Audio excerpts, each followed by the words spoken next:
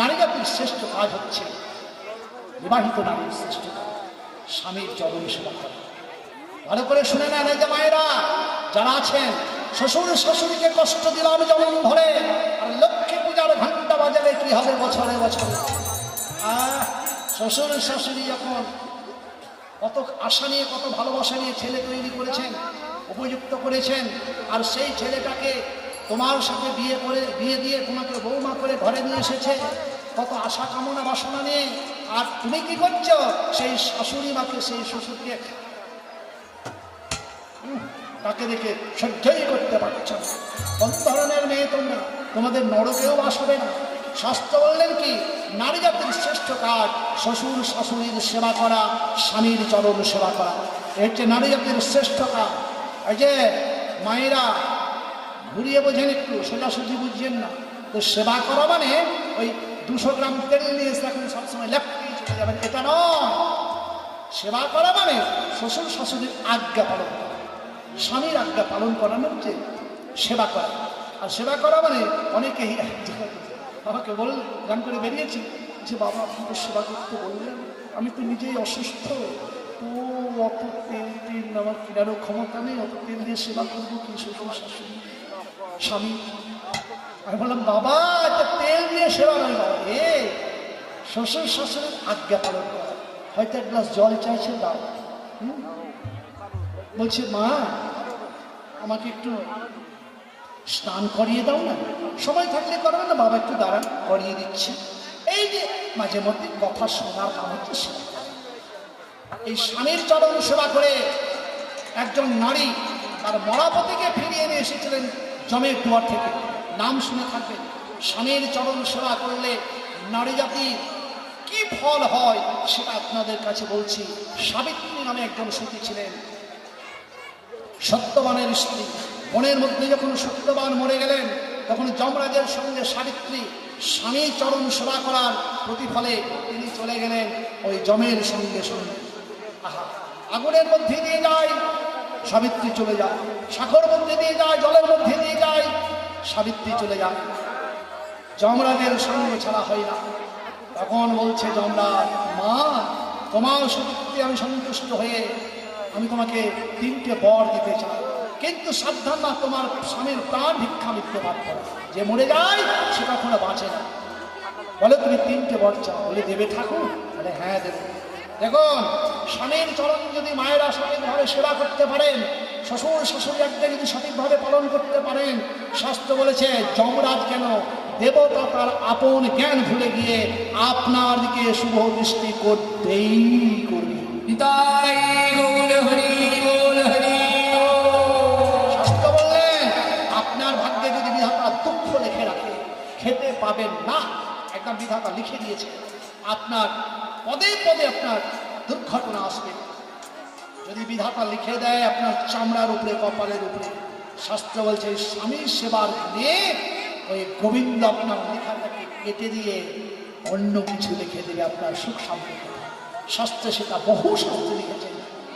সত্যবান মরে গিয়েছেন, বলছে বলো মা কি বর চাও? বলছে বাবা আমার শ্বশুরের চোখ দুটি অন্ধ হয়ে গেছে, আমি চোখ দুটি চাই। দৃষ্টি শক্তি ফিরিয়ে দেন তথাস্ত। ওই দেখো মা এখান থেকেই দেখো, স্বর্গ থেকে দেখতে পাচ্ছে তোমার শ্বশুর শাশুড়ি তারা অত্যন্ত মোচন হয়ে গিয়ে সত্যবান বৌমা তোমাদেরকে খুঁজে বেড়াচ্ছে। চাও মা ফিরে যাও, আর দুটো বর চেয়ে নাও মা, আমার শ্বশুরের হারানো রাজ্য ফিরে চাই। এই ধর্মাবতা তথাস্ত।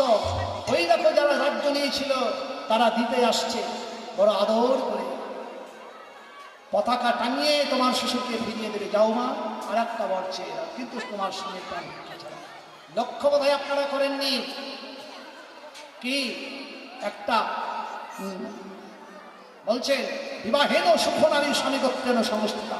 বিয়ের পর মেয়েরা স্বামীর গোত্রে চলে যায়। কথাটা লক্ষ্য করেন। 10 টাকা জমিয়েছেন, 1000 টাকা জমিয়েছেন, বাবার বাড়ি চলে গেলেন, একটা শাল কিনে নিয়ে চলে এলেন, আমার বাবা দিয়েছে। দেখি তো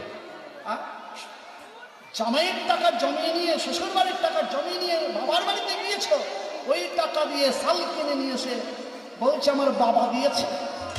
এটা কি শোভা পেল না? তুমি শয়তান হয়ে গেলে তুমি গোবিন্দের কৃপা পাবে না। বিবাহের সুখনারী স্বামীর সংস্থা।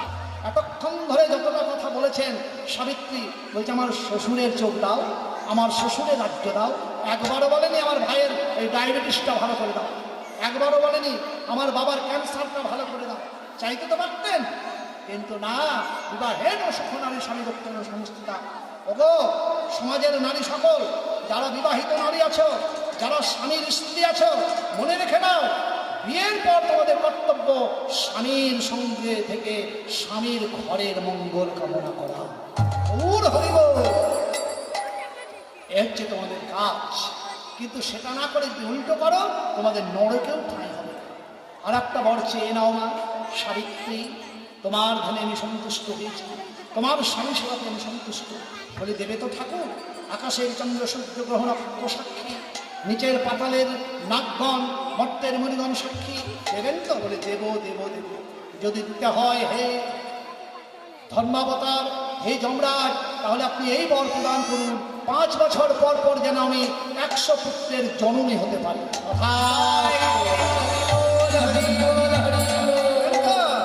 বুদ্ধি যদি থাকে, স্বামীর চরণ যদি আপনি সঠিকভাবে সেবা করেন, মা সরস্বতী আপনাকে সঙ্গে সঙ্গে বুদ্ধি দিয়ে দিবে যে স্বামীর আয়ুটা কি করে বাড়াবে। এখন মা সরস্বতী তার মুখে বলে দিয়েছে, বলছে পতিত ভিক্ষা চাইলাম না, সন্তান চাইলাম না 5 বছর পর পরে 100। তার মানে যাও মা, ফিরে যাও মা।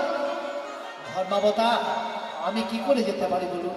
আপনি বর দিয়েছেন আমি যেন 100 পুত্রের জননী হতে পারি। আপনি সতী নারী বলেছেন আমাকে। সতী নারী হলে কখনো 100 পুত্র কেন? পেটে কি সন্তান আসবে স্বামী ছাড়া? ঘামতে শুরু করেছে ধর্মাবতার, যমরাজ ঘামতে শুরু করেছে। ওপর থেকে জয়ধ্বনি, শঙ্খধ্বনি, উলুধ্বনি, হরিধ্বনি বেঁচে উঠেছে। জয় জয় সাবিত্রীর জয়, সতী সাবিত্রীর জয়, জয় সতী নারীর জয়। এজন্য মায়েরা স্বামীর চরণে যদি ভক্তি থাকে অসাধ্য সাধন হয়ে যায়। আর প্রমাণ নেবেন, সতী অনুসুয়া ব্রহ্মা বিষ্ণু মহেশ্বরকে বাচ্চা ছেলে করে দিয়েছিল সতীত্বের গুণে। ব্রহ্মা বিষ্ণু মহেশ্বর বাচ্চা ছেলে করে হয়ে গিয়েছিল ওই অনুসুয়ার কাছে। আর নেবেন 6 মাসের পথ অতিক্রম করে গিয়ে বেহুলা সুন্দরী মনসা কাব্যে তার স্বামীকে বাঁচিয়ে নিয়ে এসেছিলেন, তাদেরকে বোকা বানিয়ে দিয়ে। তাহলে প্রতি ভক্তিটা কত! বাংলার নারীকে চিরদিন বড় করে দিয়েছেন আমাদের ভগবান শ্রীকৃষ্ণ নিজে বলেছেন যে স্বামীর চরণে যারা রতিমতি থাকে আর স্বামীকে বাদ দিয়ে এই যে ওই দেবতার চরণে যদি ধূপকাঠি জেলে বেড়ায়, ও ধূপকাঠির গন্ধ কোনো দেবতা গ্রহণ করে না। ওই ধূপকাঠির গন্ধ কুকুর শেয়ালের নাকে গন্ধ যায়, দেবতার নাকে যায় না। অতএব স্বামী ভক্তি আপনারা করুন। দেখুন পদাবলী কীর্তন কি শিক্ষা দেয়, শুনবেন তবেই না মনোযোগ দিয়ে। এটা ঘরোয়া কথা নয়, শাস্ত্রে দেখবেন প্রত্যেকটা কথাই তো আপনাদের জানা, নাকি না জানা নেই? সাবিত্রীর কথা, বেহুলার কথা, অনুসুয়ার কথা, 3টে ছোট্ট ছেলে হয়েছিল। স্বামী ভক্তি থাকলে অসত্য সাধন হয়, কিন্তু কলিযুগের স্বামী সেবাটা একটু বলবো কি, আদেশ দিলে বলবো না তো বলবো, বলবো মায়েরা শুনবে তোমরা, তোমরা নারী জাতি, তোমাদের একটু খিস্সে হ্যাঁ বললে আসল রূপটা তুলে ধরবো মা, তোমাদের আসল রূপটা তুলে ধরবো।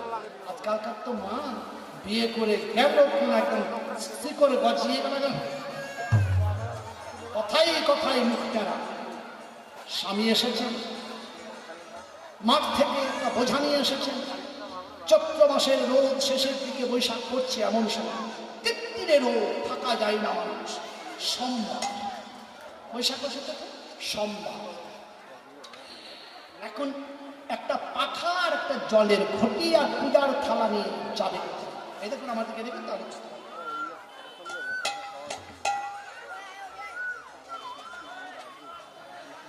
পেন্টিং করে শাড়ি বলে থাকে, পেন্টিং করছে শাড়িকে, আর খোঁচাটাকে, হ্যাঁ খোঁচা খোঁচা খোঁচাটাকে ভালো করে দিচ্ছে, আর এই মুখটাতে লাগাচ্ছে প্লাস্টিক। প্লাস্টিক এই প্লাস্টিক না, এটা করে দিয়েছে। আর মুখে মেখেছে সেন্ট গোটা গায়ে। আর তার স্বামী চলে এসেছে মাঠ থেকে, বলছে কই গো খোকার মা, ও ও আমি মোলাম গো, আমি মোলাম, একটু বাতাস করে গো, এক গ্লাস জল দাও গো। ও বাতাস করবে না, করবে বাদ দাও, এক গ্লাস জল দাও গো, আমি মোলাম গো। আর স্ত্রী তখন কি বলছে জানেন? খাটের মরা, চিল্লাতে চিল্লাতে এখানে চলে এসেছে, আর জলটা ঢেলে খেতে পারছ না, দেখতে পাচ্ছ না আমি শিবের মাথায় জল ঢালতে যাচ্ছি। অদ্ভুত কারখানা, অদ্ভুত কথা গো।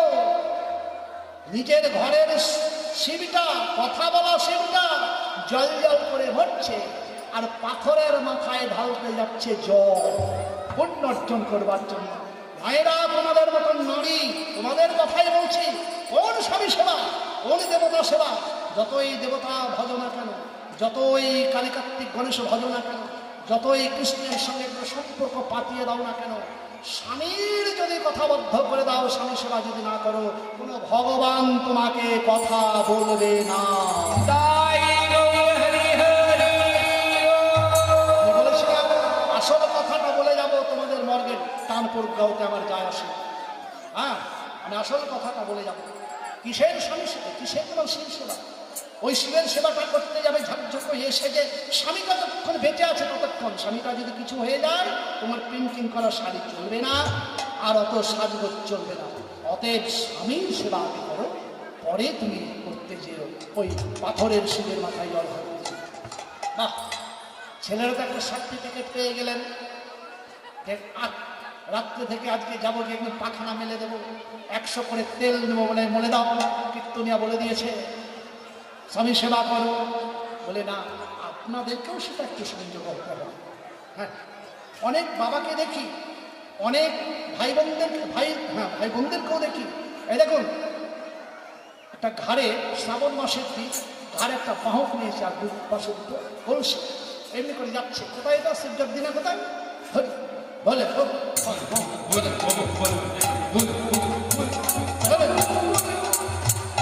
পারে না, ঘাটটা নুয়ে যাচ্ছে, শিবের মাথায় জল ঢালতে যাচ্ছে বাহক নিয়ে। কোথায়? দেওঘর আর শিবজার কামাখ্যা। এত কষ্ট করে যাচ্ছে, পারছে না, তবু নিয়ে যাচ্ছে, না খেয়ে খেয়ে হাঁটছে, দৌড়ছে। শিব বাবা কি বলছে আমি একটু শুনে নেব। আপনারা তো শিবের মাথায় জল ঢালতে যান, শিব বাবা বলছে চুপ করবে, খবরদার আমার কৈলাস আসবে, আমাকে জল দিবি না। হরে কৃষ্ণ। তোর রাজবাড়ি হরিপদ, তোর বাবা যখন দেখা করো, তোর বাবা যখন এক গ্লাস জল জল করে চিৎকার করেছিল, তখন এক গ্লাস জল দিয়েছিল। অসুস্থ হয়ে যখন পড়েছিল, রাজবাড়ি হরিপদ বাবাকে স্নান করিয়ে দিয়েছিল। আমার মাথায় তো জল ঢালতে আসছে, এক গ্লাস জল দিস বাবাকে কোনোদিন ঢেলেন? মাঝে বলেছিল বাজার থেকে, বাবা 5 টাকার পান নিয়ে আসিস তো, তখন তো তেঁড়া হয়ে অন্যদিকে হেঁটেছিলে, দিয়েছিলে পানটা নিয়ে এসে, ওই পানটাও তুমি দাওনি কিনে, বাবাকে এক গ্লাস জল ঢেলে দাওনি। বাবা কাছে বসে আছে, স্বয়ং ভোলা না, স্বয়ং কৃষ্ণ, তার তুমি সেবা করলে না, আর এত কষ্ট করে হেঁটে খেয়ে না খেয়ে ওই ঘাড়ে ভুক নিয়ে আমার মাথায় জল ঢালতে এসেছে। তুই যদি আমাকে জল ঢালিস, তাহলে আমার শিবলিঙ্গটা অপবিত্র হয়ে যাবে। রে বোকা ছেলে, আমাকে সেবা করার আগে ওই তোর বাবা মাকে সেবা করবা। বাবা মাকে স্নান করিয়ে দিবি একটু শ্যাম্পু সাবান মাখিয়ে, বাবা মাকে জল ঢেলে দিবি, বাবা মাকে খেতে দিবি। তোর বাবার ভক্তি দেখে, তোর পিতা সেবা দেখে, বাবার সেবা দেখে, মায়ের সেবা দেখতে আমি শিব, আমি ভিখারির সেবা করবো, এসে গিয়ে তোর নূতন সেবা আমি দর্শন করে আসবো। বুঝলেন তো? কিন্তু সেটাই আমরা করি না, ওই পাথরের শিব নিয়ে ব্যস্ত, জল ঢালা নিয়ে ব্যস্ত। তাই ছেলে মেয়েদেরকে বলছি, মায়েদেরকে বলছি, ওই শিবের মাথায় জল ঢালার আগে আগে স্বামী সেবা করুন, আগে বাবার সেবা করুন, মায়ের সেবা করুন,